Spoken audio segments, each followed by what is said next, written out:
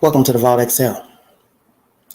Well, as I suspected and have said recently on this network, what version will be used in court by Dylan Mortensen?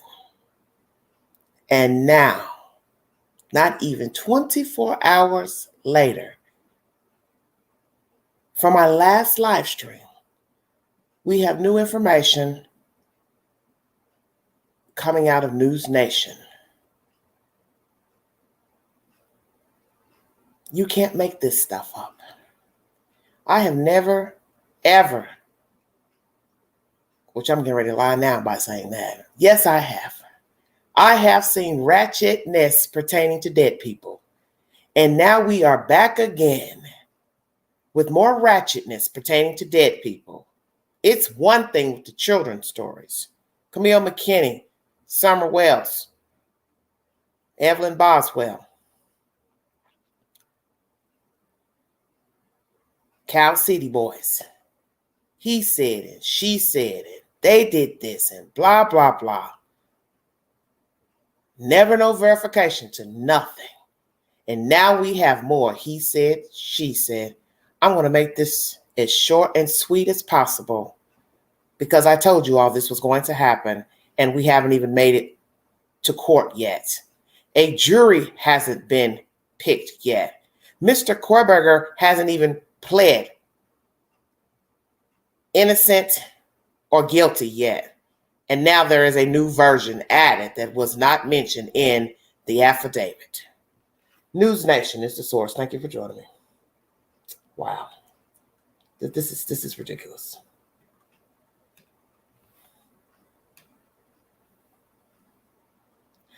Source. Surviving Idaho roommate yelled at roommates to quiet down. This is Banfield. And let me tell you, it certainly does give a little bit more perspective as to why she didn't call 911 right away, perhaps. We're told that Dylan actually mistook the noises that she'd been hearing. Remember, the affidavit said that around 4 a.m., she could hear some noises up on the third floor, thought it was maybe, Kaylee playing with the dog, Murphy, didn't think a lot more than that. But ultimately, a few moments later, she heard a lot of noises. She opened her door and effectively kind of yelled out to her roommates, calm down, like cut it out, keep it down. You guys are being loud. I'm trying to sleep. It's late. Thinking that there were roommates horsing around, that perhaps all that noise that she was hearing was just them, being boisterous and still in party mode. It was late Saturday night, early Sunday morning. So she then closed her door and went back to bed, but within minutes, perhaps sort of roused again by noise, opens the door again, was going to say something again to the effect of, keep it down already. It's the middle of the night. And that's when she sees the figure coming towards her. Now, this has been a big bone of contention for a lot of people. Why, if you saw some shadowy, terrifying figure walking towards you, would you just close your door and go back to bed and not call the police? And the characterization to the source who spoke directly with her after the murders is that she didn't think that figure was anything other than just part of the horsing around. Maybe one of the partiers, maybe somebody who was a friend of one of the other roommates that was making all the noise. But it, startled her nonetheless to see a man in the middle of the night, dark, walking towards her. Thank you for watching. Go to newsnationnow.com. Banfield, News Nation is the source. One moment, please. Thank you for joining the Vault Excel.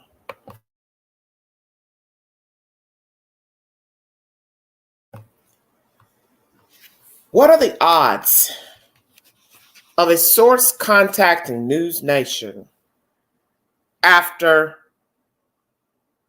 Ethan Chapin's sister-in-law or relative, whomever this person, woman is, information pertaining to a Reddit post was released recently, gathered, found, of Dylan's alleged disposition on this fateful morning, night, however you want to name it, call it. What are the odds that she confirms what information was said by the Moscow captain of the police department? Someone called from that house, not Dylan nor Bethany. This woman claims that there were screams in the house and scuffling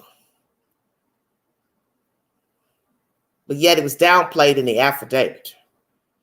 Now we have some male going around speaking to someone that's now being played on a YouTube channel and another channel of tattoos. She doesn't have PTSD, Dylan, blah, blah, blah, blah, blah. Laughing, giggling. Doesn't seem traumatized. Didn't think more of that night. It was no big deal. She thought this was a guy that knew Xana and Ethan. She yelled, blah, blah, blah. Is this the same guy whose voice we hear on this recording and he sounds like he's doped up? Thank you, sweetheart.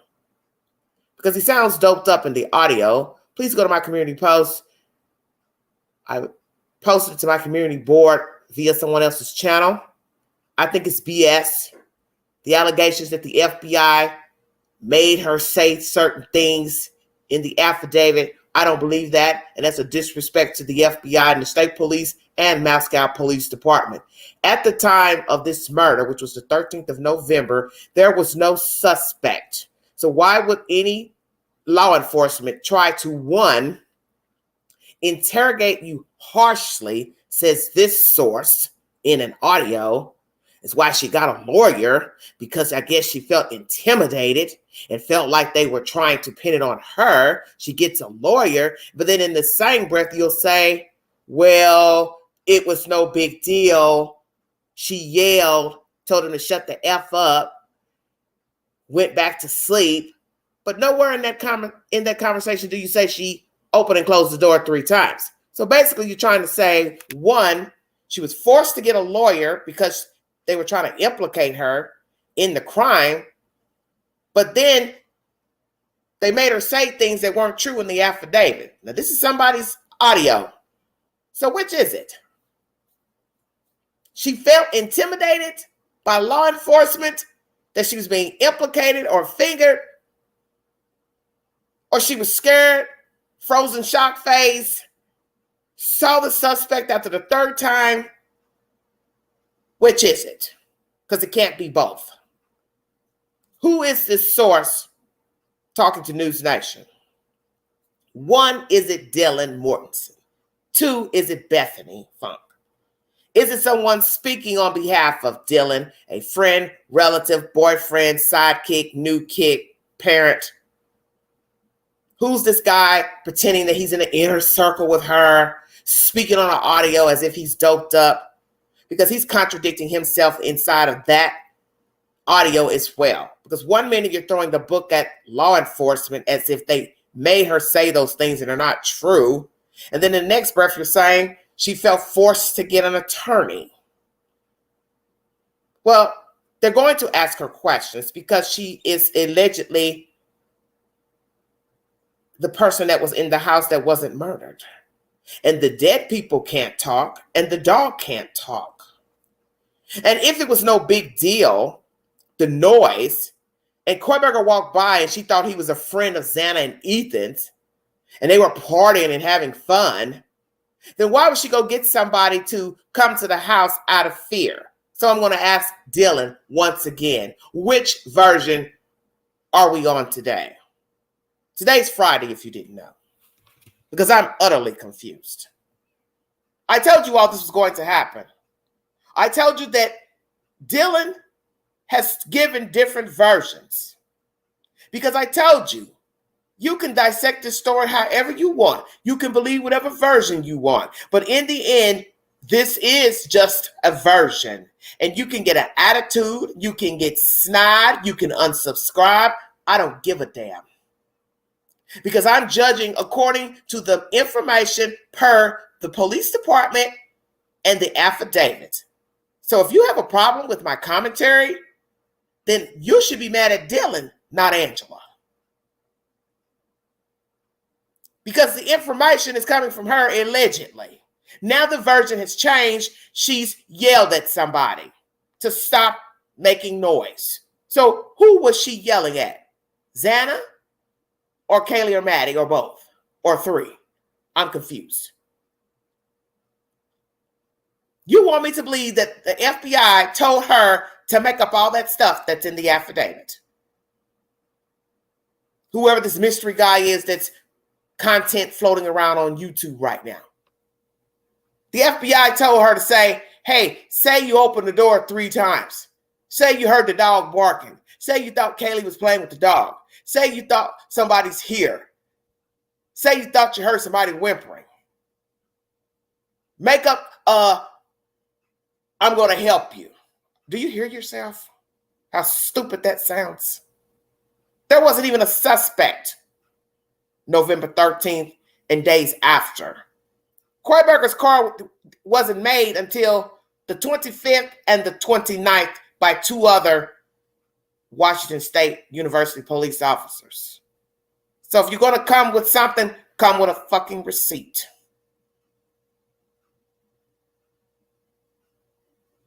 Come with a receipt. I do not believe the police forced her to say anything. I don't believe they put in anything in her name and signed it because they didn't know her from Adam. They didn't know her. They didn't know Bethany. They didn't know Kaylee, Maddie, Xana, or Ethan, or the dog Murphy. Checkmate. And they did not have a suspect until a month later, almost a month later. End of the month, yes, of November. 25th and 29th, his car was made in Washington on campus. And they said he fit the description that Dylan gave to law enforcement. So now I'm supposed to believe what? They made that up. And just like the person who went to social media with the version that all this mess took place outside the house, and one fell out and one was incoherent, and somebody ran up and talked to the kids and took the phone and made the call, we now find out that all that took place inside. We also have Ethan's relative confirming what the captain of the police department said. This all happened inside by somebody else, not Dylan or Bethany, that made the phone call. So what are you talking about now? She yelled at them. Why was that not put in the affidavit? With the doors opening and closing and hearing all these people, don't you think that should have been in the affidavit? Oh, by the way, while I was opening and closing the door, I yelled at the girls to shut the F up.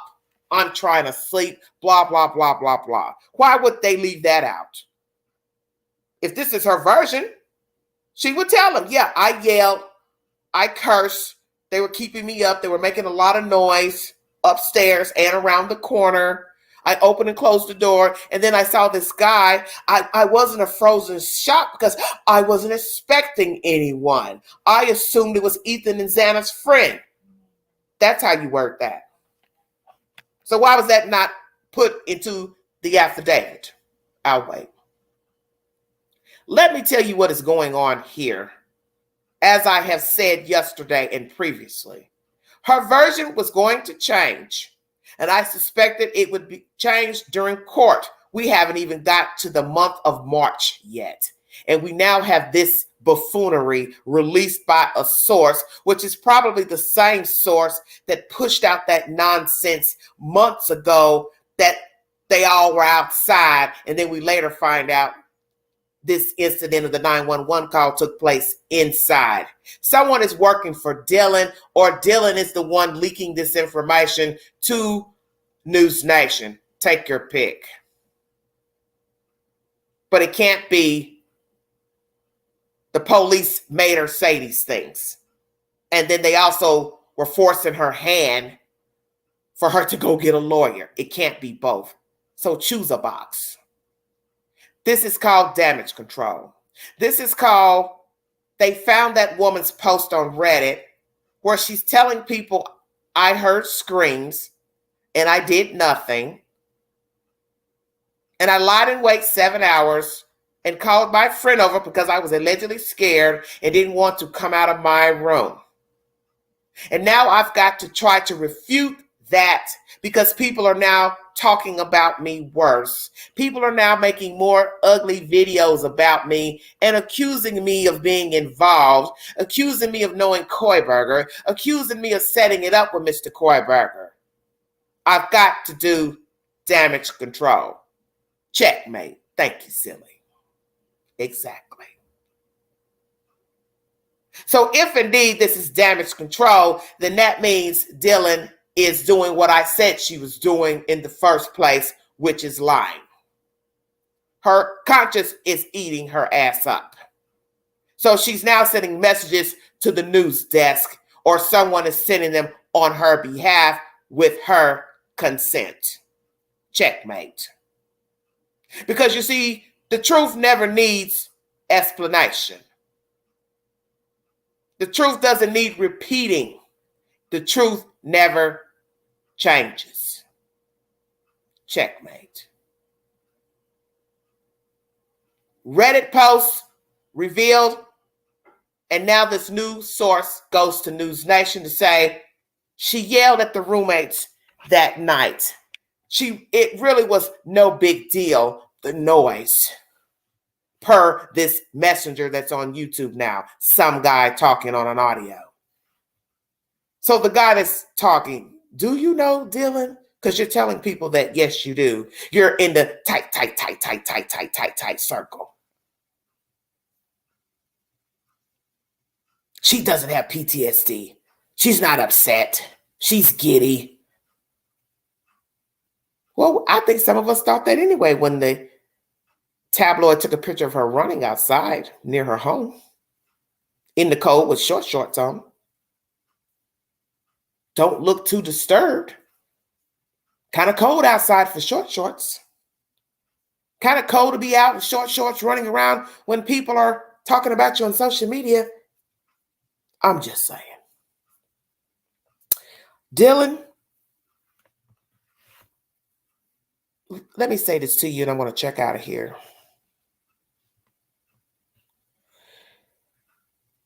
You can go to News Nation, the Daily Mail, the Sun, Court TV, Law and Crime Network, Dateline, 48 Hours, Oxygen, 2020, Pookieville, Rayville, Bubbaville, Hollerville. The point is nothing will change. You sat in that house hearing 9 times out of 10 screams, yells, thumps, slams, scuffling, cursing, panting, dog barking, thuds from the top to the bottom. And you did nothing. And to now try to downplay, it was no big deal. I yelled at these people. Makes no sense. Because nobody opens the door 3 times if one, they're pissy drunk. If they're high, I doubt they're going to do this. Because most people, after a night of partying, having fun, they're tired and they want to go to bed. And to downplay that it was no big deal seeing Kohlberger is contradictory to your alleged statement in the affidavit of a frozen shock. So I'm going to ask you, were you in a frozen shock that wasn't actually fear? Just frozen because you wasn't expecting a guy to come around the corner in a mask with bushy eyebrows, but you thought that he belonged to Xana and Ethan's inner circle. So you shut the door for the last time and then went to sleep or did something for 7.5 hours. But you woke up somehow in a fearful state of shock again, a real fear, thinking something's wrong. And then you call someone to come over to check the house. Which is it? You had fear at 4 a.m. or you had fear at almost noon? Because one is confusing versus the other. because you got some guy talking on your behalf on social media now on YouTube that it was no big deal. You thought he was a friend of Xana and Ethan's. So then I'm going to ask you this question. When he walked by you, did he have a big old butcher knife in his hand? Fixed blade with blood dripping from it? Did he have blood on his face and his mask? On his clothes? Was it dark in the hallway or light in the hallway? Did you have light on in your room or the light was off in your room? I'll wait. You see, if you all want to get an attitude pertaining to the Queen's commentary and other people who believe this is a bunch of bullshit, that's your damn problem. It's not my fault you can't comprehend basic English. Because in the end, everything we're hearing is allegedly coming from Dylan Mortensen. So if you have a problem with the commentary, I say you take it up with Dylan because she's the one putting out this damn falsified information. Checkmate. And if you aren't fearful, as we're now hearing a new version, then you had no reason to call your friend 7.5 hours later to come over to the house. So how does that fit into the I'm not frozen phase no more? I'll wait. You need all the facts, ma'am. You are flawed in your commentary. We don't know everything that happened in that house. Oh, yes, I do know what happened in that house. I know that 4 people were bludgeoned to death. A dog survived. Allegedly, 2 people lived. Koiberger didn't kill them, but yet he watched the house more than 12 damn times. And I also know that this girl was on the same floor with 2 other people. And a lot of commotion was going on. Hollering and screaming was going on. Slamming, falling down, dog barking, panting, whimpering, screaming. But now it was no big deal.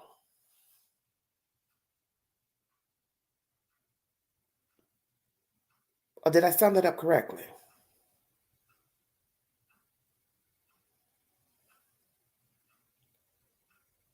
So don't come for the Queen.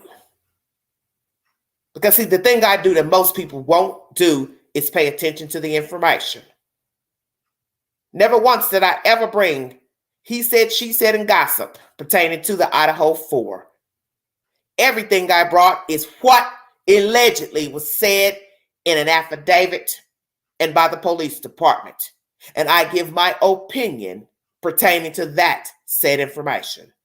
Nothing more and nothing less. So come for me now with this new cocked up version that she yelled, cursed at the kids, and it was no big deal. She thought Koiberger was Ethan and Xana's friend. Well, then if that's the case, why did you call somebody over to the house 7.5 hours later? Dylan, just face the fact that you are lying. You've been lying.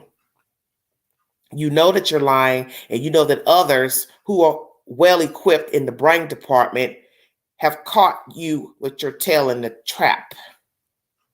And they are questioning what you allegedly put in an affidavit that now somebody is saying it's not factual and made up by the FBI, state police, and the police department, which I know is bullshit. Because these people have no reason to lie on you and force you to say anything because they didn't even have a suspect at the time. Now we have somebody else speaking on your behalf, such as probably the same person that went to social media, making us think that this incident took place outside the 911 call and you falling out or the other one falling out and somebody was incoherent. Then we find out all of that took place inside of the residence with a bunch of hacked up bodies, which made no sense. And then this lady comes out to confirm that the call did come from inside of the house and was not made by you or Bethany. And now we've got this new cockamamie version taken to News Nation that you thought this was your roommate's friend, Koiberger. And that really was no big deal. Well, let me tell you something. These lies are old, and they're going to get real old. When 12 members of a jury are picked and seated, the prosecution calls you up to spin your little web, and then the defense decides to cross-examine you. And I don't think you're going to be ready for whatever the defense will use to try to get Mr. Kohlberger off. Whether he knows you, don't know you, lies on you, your tail's going to be caught in the trap on the witness stand. Because what's going to be even worse if Kohlberger implicates you, Bethany, is if somebody else jumps out of the clown car and implicates you. Ting. And you can't answer these questions fast enough of why you lied in wait 7.5 hours. Why are you now running to somebody with these versions of, it ain't no big deal. I just told him to be quiet.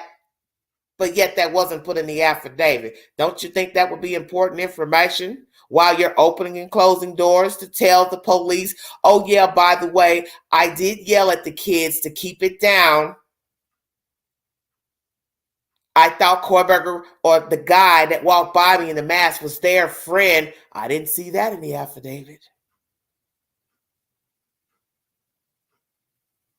And if it was no big deal, once again, why did you call somebody over to the house? Because you were afraid to come out of your room. Checkmate. If you'd like to donate to this great network, $sign Gigante, 129 Cash App, all stickers and chats are welcome during the live stream. If you like utter bullshit, welcome to the Idaho 4 case, because that is what you are now getting. And if this bullshit continues, Kohlberger will get off. How about that? Keep changing the version, Dylan. Whoever you got out here running the News Nation, if it's you or your friends or family, just keep it up. And Kohlberger might be walking around come fall. How about that? We already got one nut loose by the name of Casey Anthony. I need not explain. I need not explain.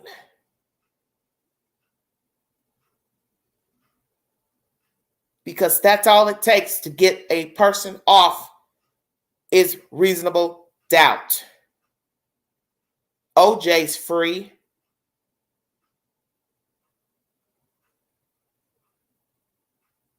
And I even rallied for him once. Way back, I was younger. But then as time went by, I told myself, you know this doesn't make any sense, Angela. Because let me tell you what happens during a court trial where things keep evolving and things keep jumping out of a hat, Miss Dillon. When the jury becomes exhausted with storytelling and things coming out such as dirty cops, racism, bickering, who's on first, who's on second, they want to go home and they really don't care about a verdict. And that's what happened with the O.J. Simpson trial, for those who did not follow the documentary done on, I believe, ESPN. The jury became exhausted with one another. And with all the stuff with Mark Fuhrman coming out, calling black people niggers and all of that, they were fed up. So they lost focus on the evidence and focus on a racist white cop. Do you see where I'm going with this? So you keep changing your version, keep getting people to run to YouTube, keep getting people to run to News Nation. Kohlberger will be walking around because they're going to become exhausted with all this he said and she said and all of these little fables that are now spinning on YouTube, Reddit, Facebook, News Nation, and all it takes is one person to hang the jury. Off of he said, she said, gossip, conspiracy theories, and a young lady who is possibly changing her version. No, not possibly. You have. And it would be a shame that this person who killed these kids goes free, and then possibly Kohlberger will pick up where he left off, if you get my drift, and possibly pay you a little visit. Checkmate. Pay you and Bethany a little visit. Thank you for your time. You have been listening to The Vault Exhale.